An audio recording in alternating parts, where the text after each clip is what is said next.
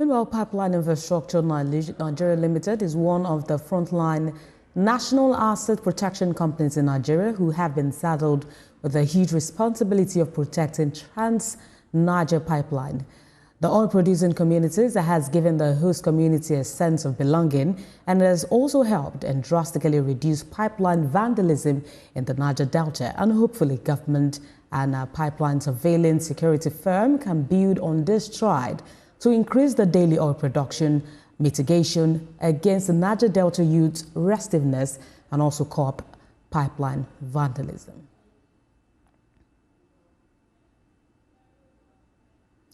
Well, joining us to discuss this issue is the Secretary General of the Niger Delta Intelligentsia Team, Nse Udo.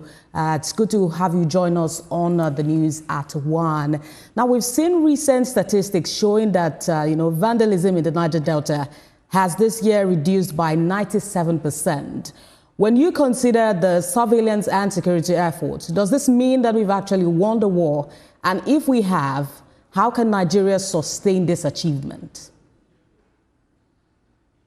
Good afternoon. It's a pleasure being here.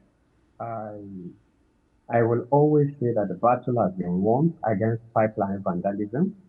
I have not totally believed that the war has been won because there are still some issues that are yet to be attended to on the ground. Though a seeming beautiful combination between the Nigerian Armed Forces and the private sector-driven pipeline surveillance company has altered the negative trend that has persisted for a very long time in the region. But I don't think that we have totally won the war. We in the region will agree that the war has been won when we see a sustainability of what we are seeing now over a longer period of time. Then we will see it is uhuru.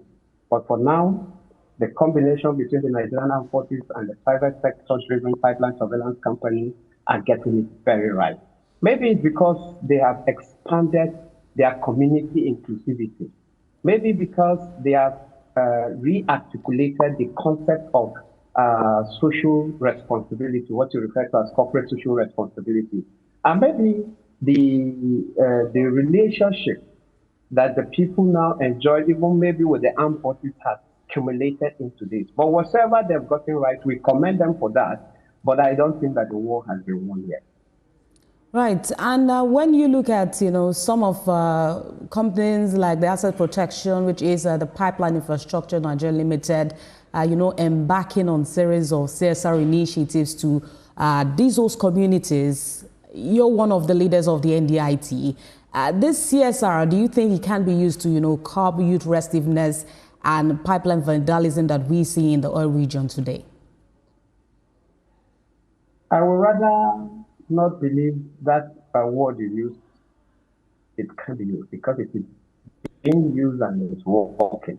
The CSR has shown the people of the Niger Delta that inclusivity is not visible because the roots of the agitations and the issues in the Niger Delta that has found expression in various forms, in form of protest, in form of vandalism, in form of rejection of government terms and conditions, are rooted on environmental degradation and exclusion of the people. When the people don't feel that they carried along in the decision making and the benefit gotten from the oil and gas, this is what prompted what you refer to as vandalism and all the other social vices within the region. Now that the corporate social responsibility of the companies have expanded to give the people a sense of belonging and broken a years of mistrust, it is working. I will only encourage that the companies that are engaging communities in pipeline surveillance, like the ones on the Trans-Niger pipeline, what do you call it now, pipeline infrastructure, Nigeria Limited. I will only encourage them to become more systematic, more structured, and more deliberate about their corporate social responsibility. Why am I saying this? What we have seen in the last few months, 6 months thereabouts, is an in-depth inclusion into the community. Mr. Odo, this brings me to my next question. Now, you've also touched on it about giving the people a sense of belonging and also involving them in some of this surveillance contract, which has been one of the agitations that we've seen. But very quickly, because of our time, are we also still talking about divesting by these IOCs, and issues of water and land pollution has become a major issue in that region. But do you think the IOCs should be mandated to ensure a cleanup before this divesting is actually being approved? The IOCs over a very long period have not been able to execute the cleanup.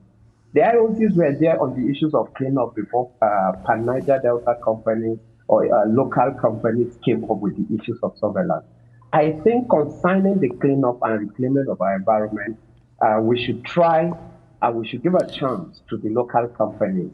And then on the other hand, if I get your conversation right, you talk about the dissemination, the degree of integration of the people.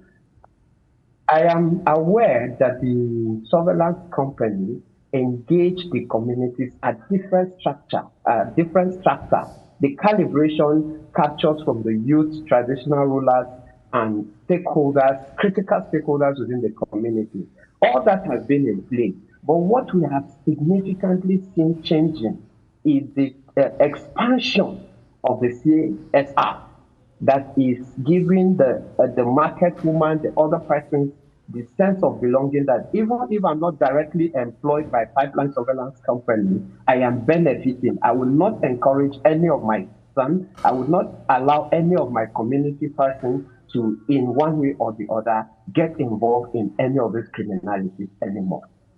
All right, Mr. Odo, it's an ongoing conversation. Thank you for, talking to us at this time. That's the Secretary General, Niger Delta Intelligence Team, Odo. Thank you for joining us. Thank you.